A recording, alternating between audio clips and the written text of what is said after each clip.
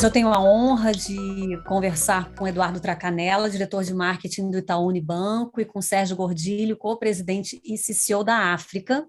A gente vai conversar sobre uma relação que dura 2 décadas e que certamente contribuiu para manter o Itaú durante os últimos 21 anos como a marca mais valiosa do Brasil, segundo o ranking da Interbrand. Vamos falar de tempo, de conhecimento, jogando a favor da inovação. Vamos falar de colaboração, vamos falar de confiança. Bem-vindos, Tracanella e Gordilho. Obrigado, Cláudia. Obrigado pelo convite. Estou muito feliz de estar aqui com vocês. Cláudia, também muito obrigado aí. Obrigado quem que vai assistir também. Tomara que seja um papo super bacana, tenho certeza. Não tem nada combinado, então a gente vai mostrar a relação e a confiança exatamente nessa facilidade que nós temos aqui.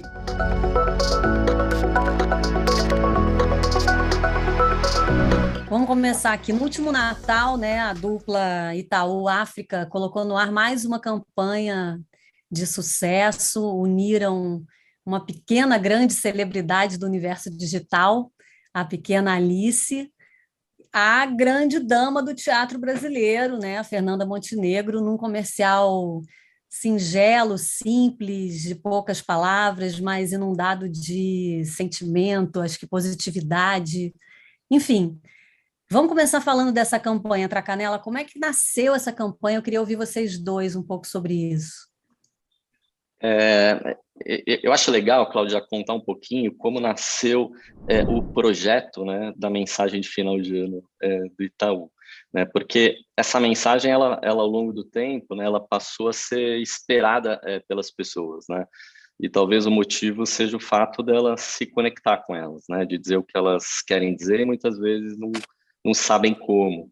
Então, esse trabalho, ele é um trabalho que vai além de um filme, né, que vai além de uma campanha. Ele acaba combinando um estudo profundo que é feito por nós e pela África, né, sobre o sentimento do brasileiro, com a verdade da marca e um formato impactante, diferente e envolvente, né? O principal desafio que a gente tem é de ano após ano produzir um conteúdo que seja entretenimento, que ninguém tenha dúvida que nasceu no Itaú, mas que as pessoas se apropriem dele, né? Então, esse ano a gente acabou encontrando nesse formato da Alice e da Fernanda talvez o nosso grande blockbuster aí do nosso projeto final de ano. Eu queria que o Gordilho contasse um pouquinho. Eu acho que completar um pouco o que o Traca falou aí, eu acho que a gente aprendeu que a vida, a gente está buscando mais a simplicidade, né? As coisas simples, as que valem a pena. A publicidade também, ela tem que ser baseada nas coisas simples. Eu acho que quando a gente complica demais, é que a gente tem pouca coisa para falar. Então, a tendência é botar muito layers. Eu acho que também tem uma coisa que foi criada nessa relação, nesse processo todo, como o Traca colocou, super bem, que não foi esse filme, foi esse conteúdo que foi colocado no ar de um projeto muito mais longo, que é um projeto de uma marca que criou uma tradição de se esperar a campanha do Itaú do final de ano. Marcas como John Lewis na Inglaterra, elas já fazem isso há muito tempo com a Adam & Eve. Então, nós somos a marca talvez mais próxima das Américas a fazer essa construção de conteúdo, onde as pessoas esperam isso, mas sendo sempre baseada num insight de uma questão de como as pessoas estão se sentindo. É buscar essa relação. Porque antes de se conectar, de engajar as pessoas, a gente tem que se conectar com o que elas estão buscando. E eu acho que essa mensagem sempre vem trazendo um pouco a questão do que elas vêm buscando. Eu acho que do ano passado foi uma mensagem super forte sobre esperança. Esse ano a gente vem, no ano passado não, né? Porque o ano passado fica parecendo que é 2001. Em 2020...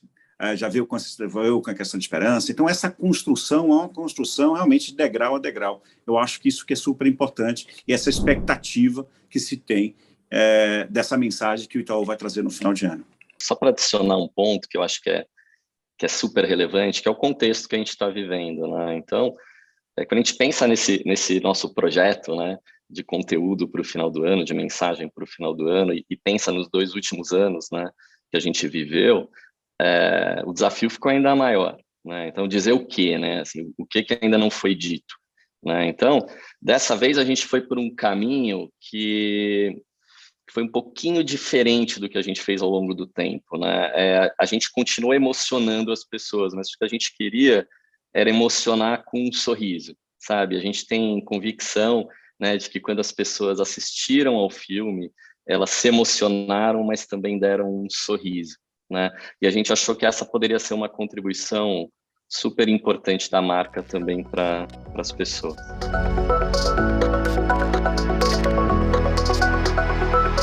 Você comentou aí, Gordilho, de alguns números. Isso era uma coisa que eu queria saber também um pouquinho. Como é que foi a performance desse conteúdo de Natal desse ano? Como é que você pode, de repente, comparar com outros anos anteriores? Enfim, como é que vocês fazem essa avaliação, né, de performance desses conteúdos que vocês trabalham? Na verdade, Cláudia, tem sido um retumbante sucesso, né? Esse conteúdo com a Fernanda e com a Alice, né? A gente quebrou em 2 semanas, tá? Apenas em 2 semanas, todos os recordes históricos da comunicação do banco. Tá? A gente consegue estimar que mais de 100 milhões de pessoas viram esse conteúdo em 2 semanas, né? E, em média, 10 visualizações por pessoa, ou seja, a gente está falando aqui de 1 bilhão de impactos, né? E o que tem de muito interessante aqui, que é algo que é muito difícil da gente conseguir obter, né, quando a gente faz comunicação, é que quase 100% das pessoas impactadas assistiram ao conteúdo na totalidade, né? E o sentimento nas redes sociais, né, sobre o filme é quase de 100% positivo, né? Então, quando a gente pensa, né, no mundo que a gente está vivendo, né, e na polarização que existe, né, no mundo, e não é diferente no Brasil, a gente tem um sentimento quase 100% positivo, né, de uma mensagem, seja qual for, no caso, uma mensagem de final de ano, é algo super relevante. Agora, a gente tem uma convicção no banco, na África, juntos, né? É que o KPI mais importante a gente não consegue mensurar, e talvez a gente nunca consiga mensurar, né? Que é o fato do conteúdo ter dominado a conversa e de forma avassaladora foi compartilhado nos grupos de WhatsApp dos brasileiros, né? Então, quando eu digo sempre que quando uma campanha, né, quando uma mensagem, quando um conteúdo deixa de ser seu, deixa de ser da marca, né, e passa a ser das pessoas, quando as pessoas se apropriam desse conteúdo e fazem da mensagem a sua mensagem, nos seus grupos de WhatsApp, com amigos, com família, aí é o maior indicador de sucesso, sabe? Eu não tenho a menor dúvida. Quando a minha mãe comentou comigo que as pessoas no grupo dela, nos grupos dela, né, com as amigas, estavam pedindo a mensagem de final de ano, e quando ela voltou para mim dizendo que estava sendo um sucesso, que estava todo mundo compartilhando, aí a gente entende que, de fato, o KPI ele não é só aritmético, né? Ele tem muito a ver com a condição, com a potência de conexão com as pessoas.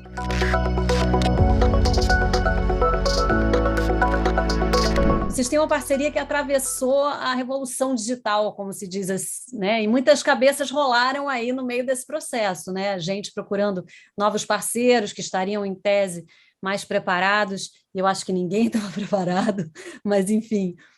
Como é que foi essa jornada juntos, assim, aprendendo juntos, se ajudando de alguma forma? Como é que o digital transformou a relação de vocês? Cláudia, no fundo, ninguém vai estar nunca 100% preparado, né, para desenvolver uma comunicação digital nesse mundo que está mudando numa velocidade enorme, né? Cada vez surgem diferentes canais, diferentes plataformas, né? As novas gerações, né, que não são um monolito, né, tem perfis muito diferentes, inclusive no consumo de comunicação, de entretenimento, né? Então, essa mudança ela é constante, né? Quando a gente olha para o marketing do Itaú, o marketing do Itaú vem mudando muito ao longo do tempo, né?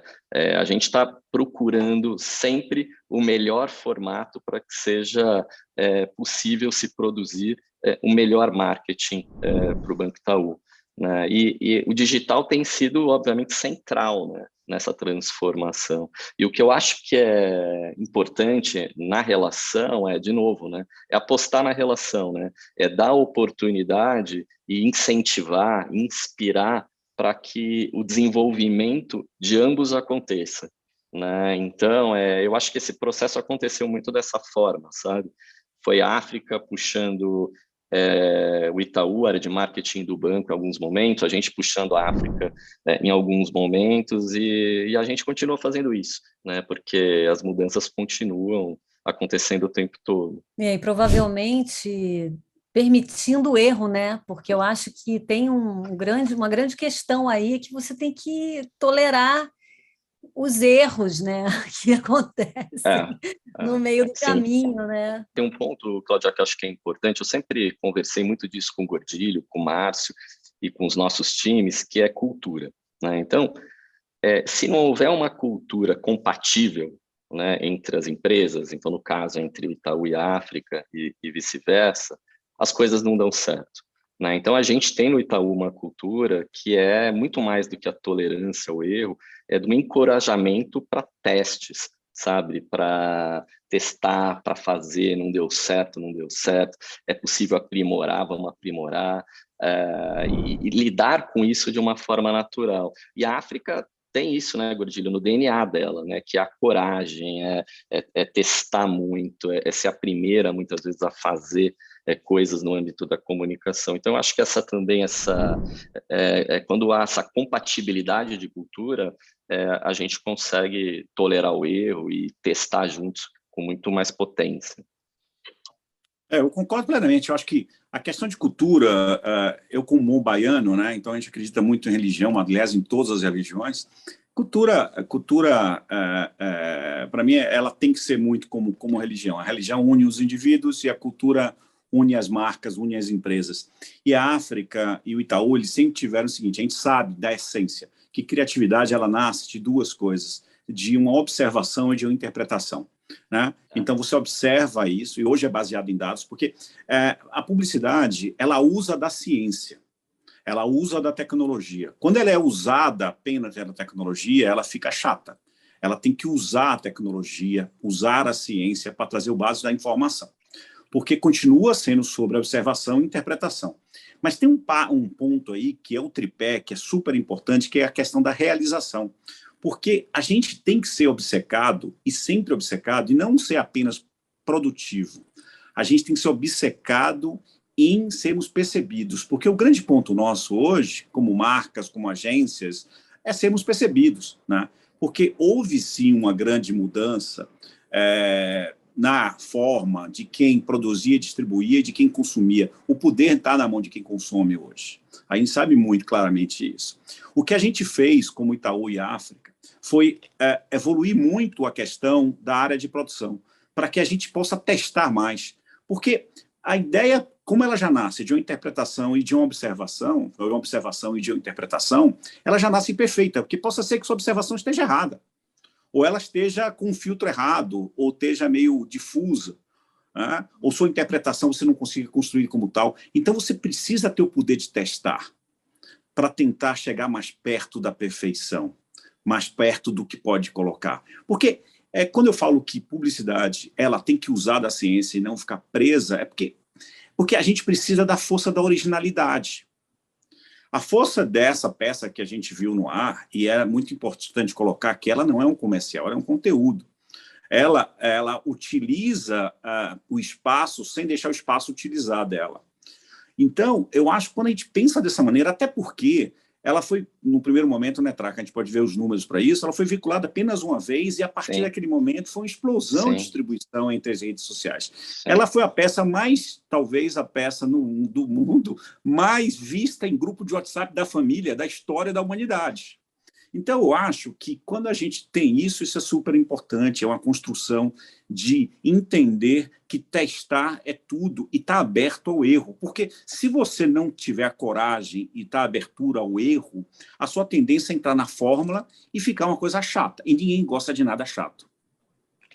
Cláudia, só complementando, né? O Gordilho ele trouxe um ponto aqui que eu acho muito interessante, né? Quando ele diz que esse conteúdo que está no ar, aliás, que essa campanha, para algumas pessoas que está no ar, é muito mais que uma campanha, né? É um conteúdo. E essa é a mais pura verdade, né? Há muito tempo, a gente no Itaú, África também, então, produto que a gente produz juntos, né? Tem tudo a ver com conteúdo, né? A gente no Itaú, a gente se enxerga como publisher mesmo, e a gente acredita, sabe, que a força de uma história e uma narrativa consistente, envolvente, surpreendente, é o que faz a diferença para a nossa marca estar perto das pessoas, né, e se conectar com as pessoas. Então, quando a gente produz conteúdos que estão associados a entretenimento, né, e que tem relevância para as pessoas, a tendência é de dar certo, né? A gente sempre acreditou num processo de criação que eu digo que é no line, né? Tipo, ideia boa, quem manda é a criatividade, né? Desde que ela não seja uma solução em busca de um problema, né? Eu acho que o foco também para o processo criativo é muito importante. E aí traz uma coisa, né, Traca, que eu acho que é o consenso, o que a gente está vivendo hoje no mundo, que é a divisão entre buscar empatia ou ter apatia. Então, essa questão é isso. Ou você cria alguma Exato. coisa que vai criar empatia e engajar, ou você vai criar uma coisa que vai criar uma apatia e não vai mudar, nenhum número vai mudar com isso. Então, olhe quantas peças foram criadas no final do ano, a gente sabe isso. Natal não muda, é sempre no dia 24 de dezembro. Não dá para falar assim, atrasei um pouco, será que não dá para ser o 26 ou 27? E isso é muitas coisas que criam empatia e muitas coisas que são criadas, talvez, e se criam apatias e as pessoas não se engajam com ela.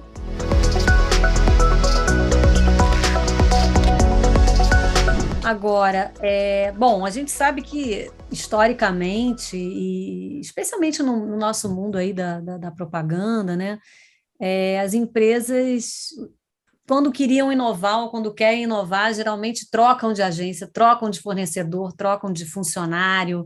Isso em outras indústrias também, obviamente, mas, enfim, o que a gente percebe é que tem muitos casos sempre né, de troca aí quando a questão é mudar para inovar, etc. e tal.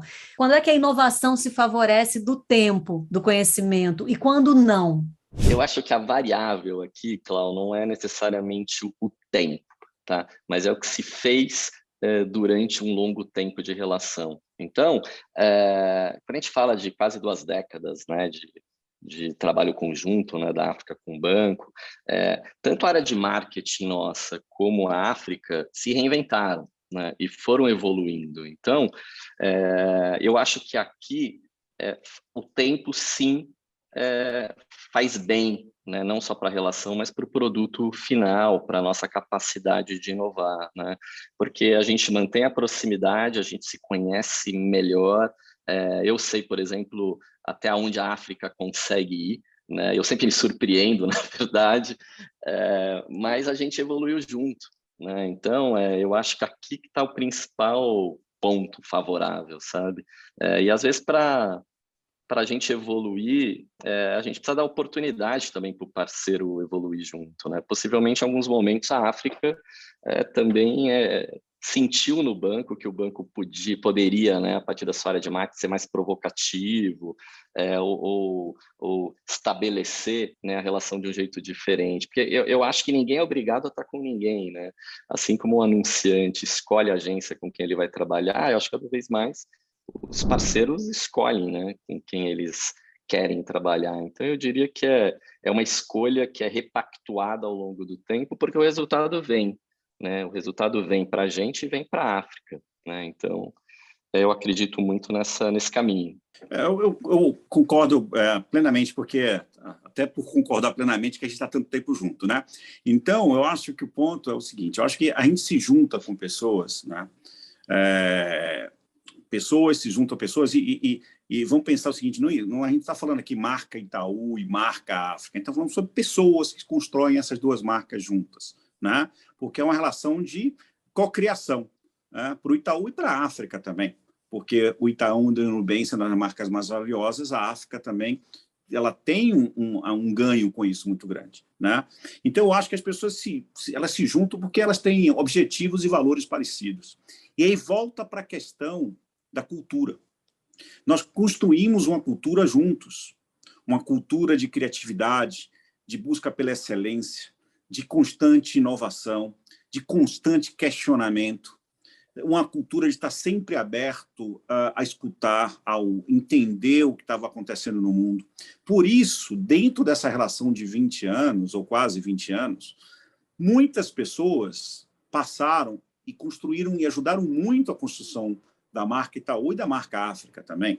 Nós tivemos muitos criativos e muitas pessoas de marketing passaram e ajudaram muito a construir hoje o que é o Itaú e hoje o que é a África. Então, isso volta à questão da cultura. E cultura não se constrói de um dia para outro.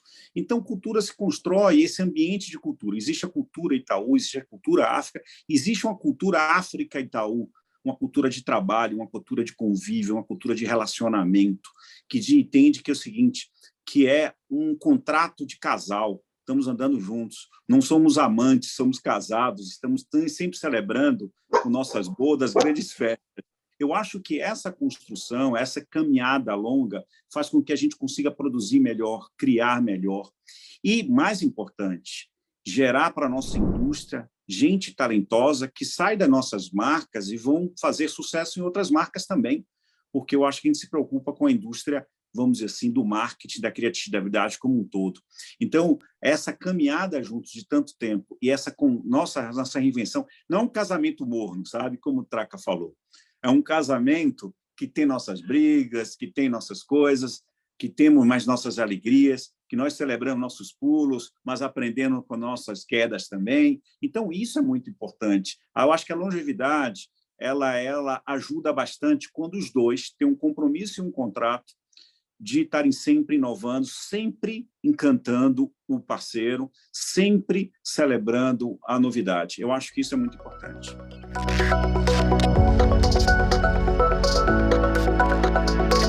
Bom, relações de casamento tem aquela coisa da alegria e da tristeza, né? Eu queria saber agora de vocês, que vocês pudessem citar um pior momento e um melhor momento. Pode ser piores momentos e melhores momentos, se vocês preferirem, mas assim, queria que vocês escolhessem primeiro, começando por um momento difícil, que vocês possam revelar aqui dessa relação, em um momento em que teve uma trava, porque toda relação tem problemas. Algum que vocês possam contar aqui, comentar, uma superação qualquer. E aí? Eu acho que a gente já fez muitas DRs, né? Com todos os casamentos, assim, não me vem assim. Eu acho que a gente acerta muito porque a gente aprendeu muito com nossos erros, a saber os nossos limites, né?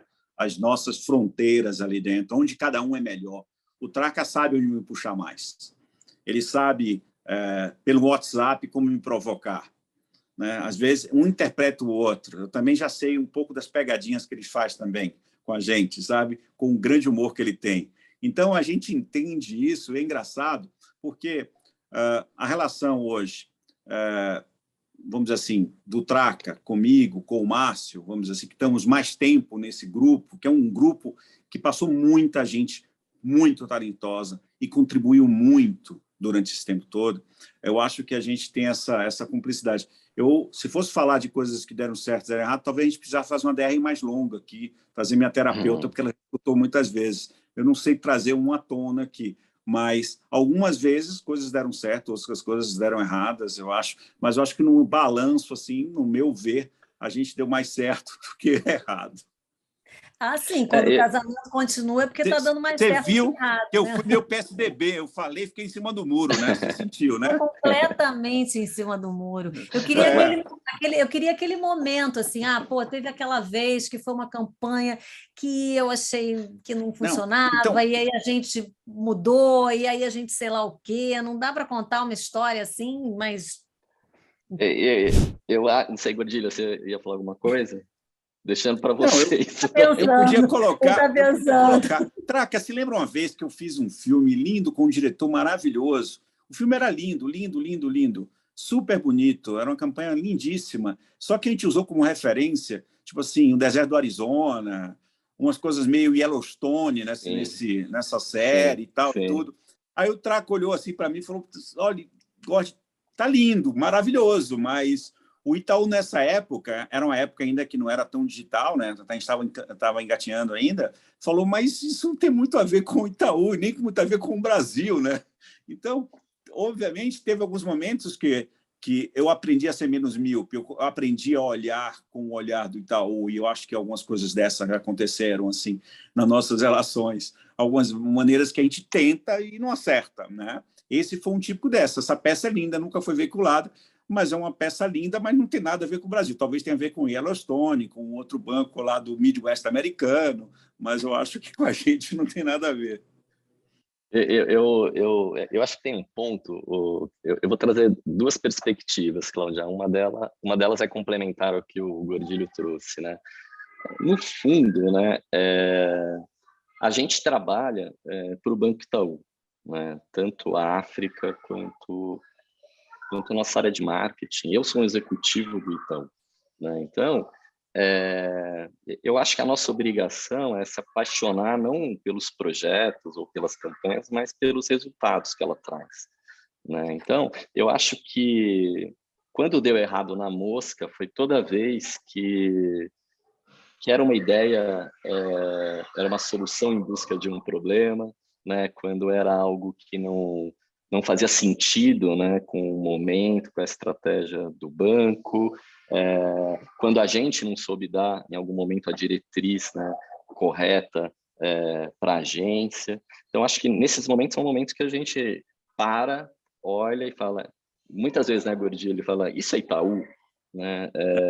Porque a comunicação do banco, a marca do banco, ela é muito consistente ao longo do tempo, né? Então, não tem como a gente construir algo que não seja Itaú, né? Que fique muito bonito na sala da minha casa, que o Gordilho queira mostrar para todo mundo. Isso tudo bem, mas assim, a gente trabalha para o Itaú, né? Então, acho que esse é um aspecto que é super importante. E eu acho que talvez os momentos assim onde a gente enfrentou o maior desafio, não sei se o Gordilho concorda, foi quando a gente foi para arenas que não eram arenas só do mercado financeiro, né? Estou dizendo aqui, por exemplo, Rock in Rio, estou dizendo Copa do Mundo, né? Porque ali a gente está em busca a gente não está em busca de share, né?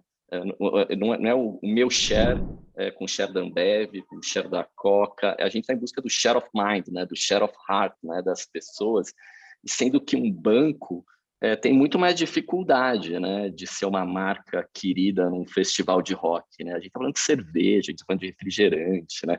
A gente está falando de marcas que têm muito mais a ver com esses eventos, e idem na Copa do Mundo. Na Copa do Mundo com agravante, né? Porque boa parte das marcas que concorriam com a gente na lembrança, no coração da torcida brasileira, foram marcas, inclusive, internacionais, né? Que carregam uma experiência enorme, né? De como trabalhar esses grandes eventos. Então, aqui foram talvez os nossos maiores desafios, e eu tenho uma alegria enorme de dizer que a gente foi muito bem sucedido neles, a gente aprendeu muito com eles, né? Então, eu acho que uma característica que pauta a nossa relação, que é coragem, sabe? Assim, não ter medo do desafio, mas respeitá-lo muito, né? A gente trabalha muito, sabe? O Gordilho fala uma coisa que eu acho muito interessante, faz todo sentido, quando ele fala que o que vai para a rua é o processo, né? E a gente trabalha muito. Eu diria que a gente não termina um trabalho, a gente larga. Assim, a gente chega uma hora que não dá mais, não tem mais tempo, como o Gordilho falou, é final do ano, tem que sair, mas a gente busca o melhor trabalho o tempo inteiro de forma incessante.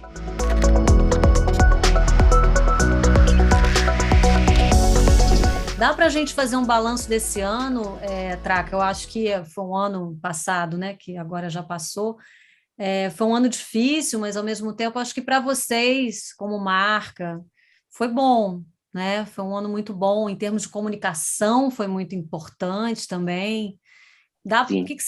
Que balanço você faz desse último ano, assim, como em comunicação e também como o momento do banco e tudo mais?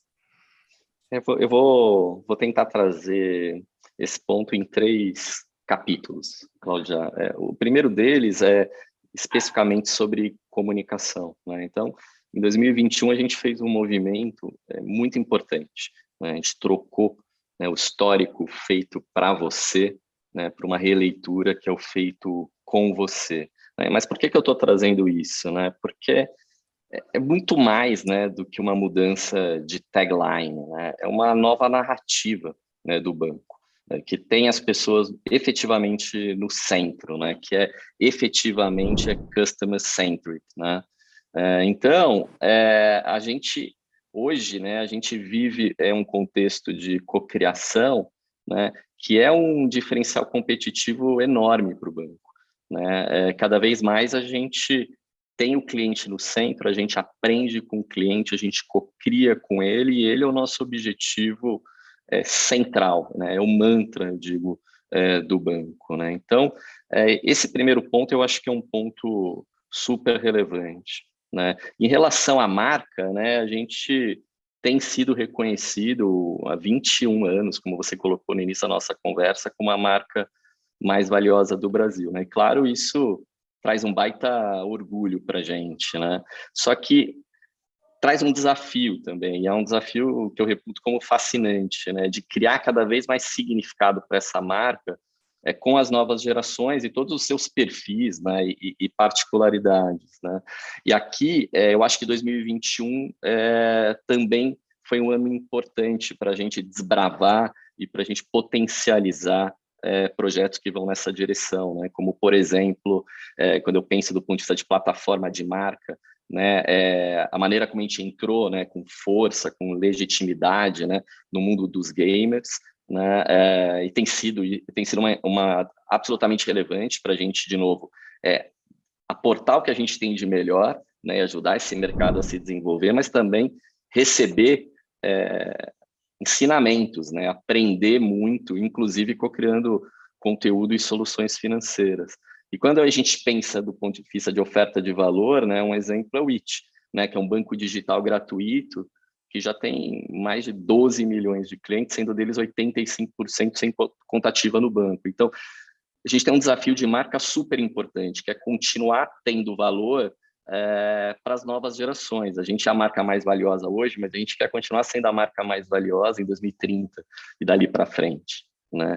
E aí, quando a gente fala do banco, né, eu diria que a gente viveu, né, em 2021 alguns anos em um, né? Então, a maneira como o Milton, né, vem conduzindo esse novo ciclo dentro do banco, né, não deixa só o mercado otimista, mas tem criado um movimento dentro do Itaú, como eu nunca vi. Eu estou há bastante tempo no banco, né? A gente tem hoje mais de 90 mil, né, colaboradores do banco indo numa mesma direção, né, com muita força, né? Isso contribui muito também para o processo de comunicação, né? Porque eu acredito muito que a construção de uma marca, né, se dá de dentro para fora, né? Não tem como ser diferente, né?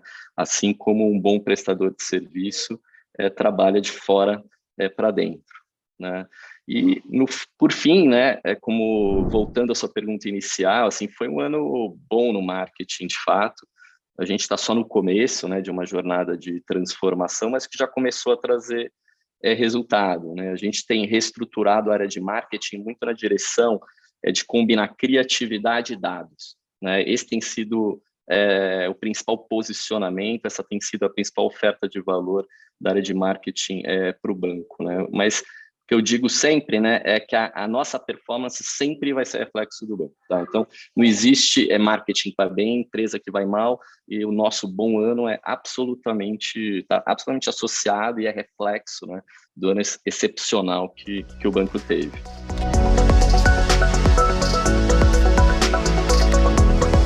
Agora, Traga, só para encerrar, não perder essa oportunidade de perguntar qual é a sua visão de inovação, né? Eu acho que eu gosto sempre de perguntar para as pessoas o que elas consideram inovação, porque inovação pode ser tanta coisa, né? E a gente hoje vive uma série de transformações aí que demandam até que a gente repense o que é realmente inovação, porque tem outros valores que entram no jogo, né, no game da inovação, Sim, que antes a gente considerava muito mais o lado da ideia da tecnologia e tal, e a gente hoje tem que sim. considerar tantas coisas. Queria saber a sua visão de inovação, especialmente que você está num mercado em que a inovação é altíssima, né? A gente vê aí onde estão rolando as grandes inovações, do ponto de vista de tecnologia, principalmente, né? As fintechs Sim. e coins e lá, os NFTs e lá e tudo mais.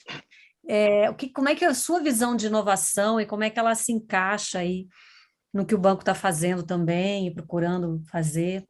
Eu acho, Cláudio, eu queria começar simplificando a pergunta ao invés de abrir ela demais, né? No fundo, eu acho que inovação não está ligada, num primeiro momento, à complexidade, à alta tecnologia.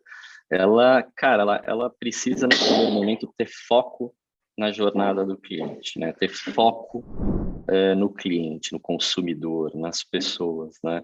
A inovação, ela vem para transformar a nossa vida para melhor, né? Para facilitar o que a gente já faz, para ensinar a gente a fazer de uma forma diferente, para trazer novas perspectivas, mas as pessoas estão no centro, né? Eu já há algum tempo eu trago uma apresentação que eu faço, um statement que diz que a tecnologia sem as pessoas não é nada, né? Que os dados sem o insight não são nada quando a gente pensa em criatividade, quando a gente pensa em inovação.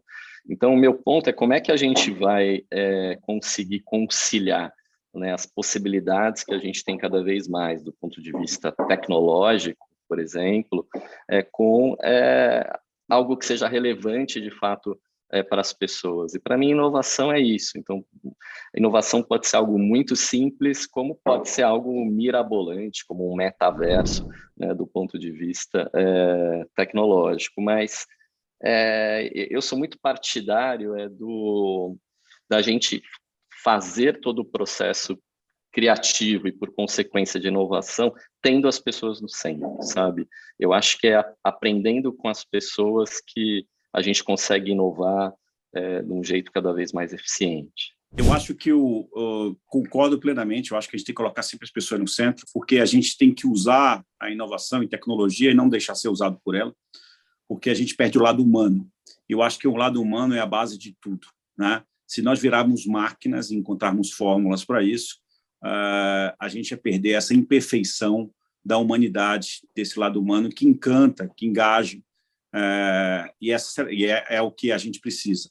Em relação à questão de inovação, a África sempre tem se reinventando. Por exemplo, eu tenho um CTO, eu tenho uma área de tecnologia dentro da agência, eu tenho um CTO, acho que talvez seja a única agência de propaganda que tem um CTO que veio da indústria de inovação, de tecnologia.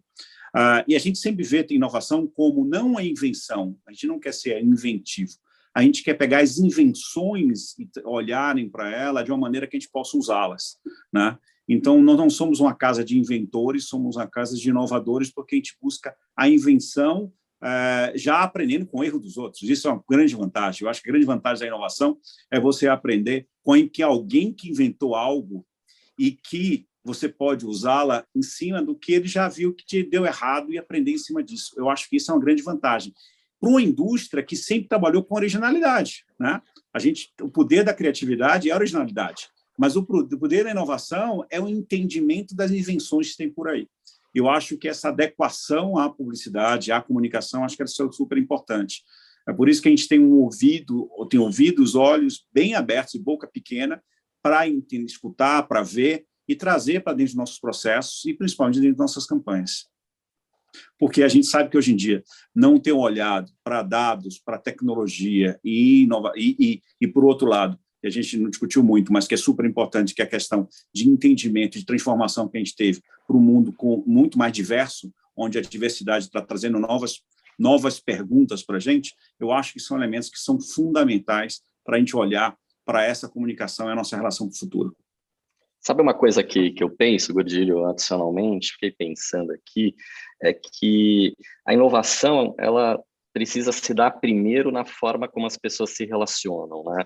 É a partir da inovação e da transformação, Cláudia, na interação das pessoas e como elas trabalham, por exemplo, que vai fazer com que o produto final seja cada vez mais relevante e diferenciador para as pessoas, né? Eu estou falando aqui de trabalhar em comunidades, né, de trabalhar em squads, eu estou falando aqui da diversidade, né, porque quando você junta pessoas diferentes, né, com histórias diferentes, com vivências diferentes, de origem diferentes, você consegue trazer uma perspectiva para o processo criativo muito mais inovador, né? Então, eu acho que aqui tem um aprendizado enorme e tem essa questão como um enabler, sabe? Para que a inovação permeie cada vez mais as organizações.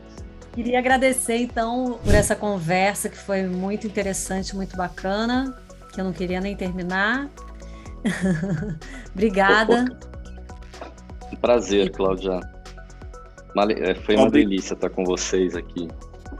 Cláudio, feliz 2022, bola para frente, Copa do Mundo esse ano, Rock in Rio, muita coisa boa aí pela frente, e obrigado aí pelo tempo aí que você, e pelo espaço que você cedeu pra gente. É isso aí, feliz 2022 para todos nós. Obrigada.